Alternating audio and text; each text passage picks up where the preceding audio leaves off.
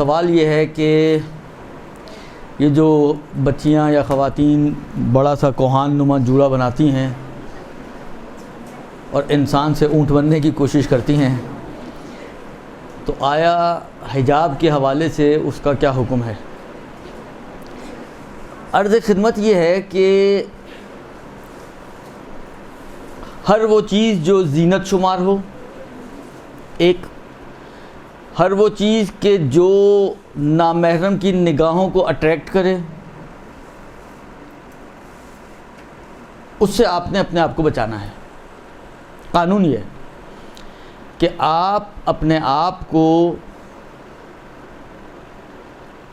ہر اس چیز سے بچائیں کہ جو زینت شمار ہو۔ جن چیزوں کو ایکسیپشنلی بیان کیا ہے آغا سیستانی نے، مثلا انہوں نے اپنا چوڑیوں وغیرہ کو بیان کیا ہے، یا مثلا آئی بروز بنی ہوئی ہو اس کو انہوں نے نہیں مانا یا بالآخر ایکسیپشن دی ہے، یا حالانکہ اس قسم کی چیزیں تو وہ تو ایگزیمپٹڈ ہیں اور ایکسیپشن ہیں، لیکن اس کے علاوہ کوئی بھی چیز جو زینت ہے، اب آپ ایک ایک چیز کو اگر گننے بیٹھے ہیں تو اس کی ضرورت ہی نہیں ہے۔ آپ خود عرف ہیں یا نہیں ہیں، معاشرہ ہیں یا نہیں ہے۔ معاشرہ کس چیز کا نام ہے؟ معاشرہ نام ہے افراد کا، یعنی ایسا تو نہیں ہے کہ ہم لوگ ایک ہیں اور معاشرہ ادھر الگ کہیں پڑا ہوا ہے۔ یہ ہم ہی سے مل کر معاشرہ بنتا ہے۔ جب یہ انڈیویجولز جمع ہوتے ہیں، کلیکٹیولی جب ان کو دیکھا جاتا ہے تو ایک معاشرہ وجود میں آتا ہے، عرف بنتا ہے۔ درست؟ جتنے بھی عرفی مسائل ہیں، کہیں بھی ان میں یہ ضروری نہیں ہوتا کہ آپ سڑک پہ کھڑے ہو جائیں، ایک ایک کو روک کے پوچھیں، 8 10 12 15 20 سے پوچھیں تو پھر آپ کی تسلی ہو۔ نہیں، آپ خود بھی تو عرف کا حصہ ہیں۔ اپنے اور اپنے خدا کو حاضر ناظر جانتے ہوئے، کیونکہ اپنے خود طے کرنے کا مرحلہ مشکل مرحلہ ہوتا ہے، اس میں 10 چیزیں انسان کے دل و دماغ میں آتی ہیں کہ کہیں اپنی غرض شامل نہ ہو جائے، یا اس قسم کی آپ نے مشہور واقعہ سنا ہوگا ظاہراً علامہ ہلی کا، جو مجھے اب یاد پڑ رہا ہے، کہ ایک زمانہ تھا کہ فقہ میں ایک بحث آتی تھی کہ جس زمانے میں گھروں میں کنویں ہوا کرتے تھے،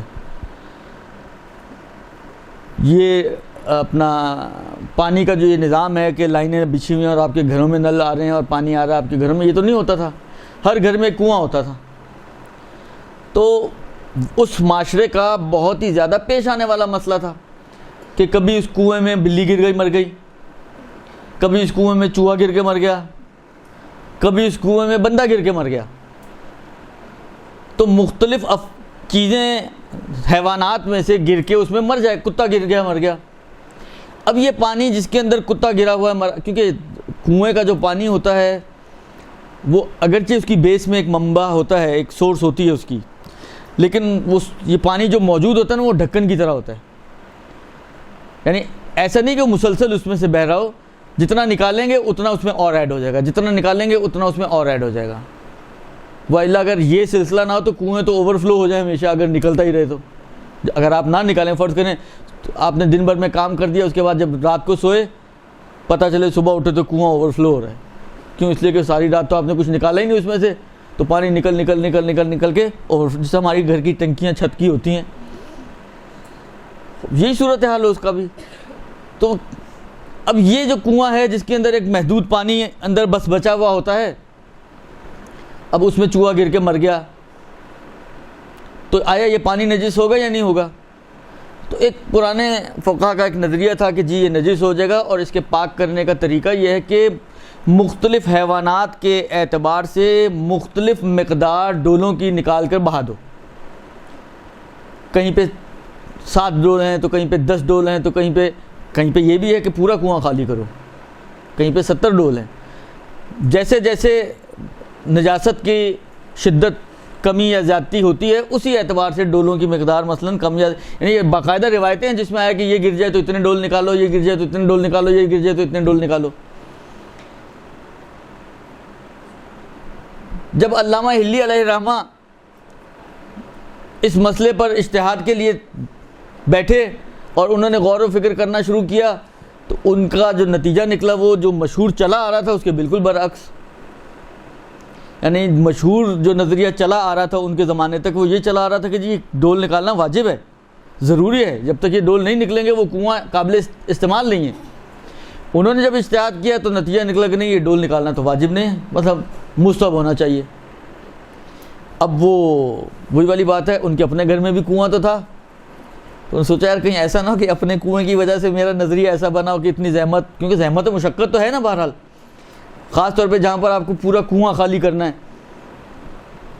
تو آپ دیکھیے ہمارے فقہا کا جذبہ دیکھیں آپ, ان کا تقویٰ دیکھیں آپ, ان کا دین کے ساتھ دین کی پابندی دیکھیں آپ, جو بھی آپ اس کو کہنا چاہیں. انہوں نے پہلے اپنے گھر کا کنواں بند کروایا تاکہ وہ جو خدشات ہیں کہ کہیں اپنی سہولت کے لیے فتویٰ ایسا نہ بن گیا ہو, ان سارے سوراخوں کو بند کیا, کنواں بند کروایا, اور اس کے بعد دوبارہ اجتہاد کیا. جب دوبارہ یہی نتیجہ نکلا تو اس کے بعد انہوں نے فتویٰ دیا کہ یہ واجب نہیں بلکہ مستحب ہے.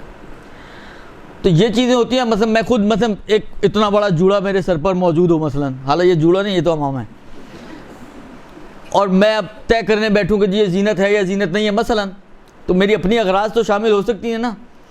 تو یہ بہرحال اب فیصلہ آپ کو اپنے اور اپنے خدا کو حاضر ناظر جانتے ہوئے کرنا ہے, ڈنڈی نہیں مارنی اس کے اندر کوئی.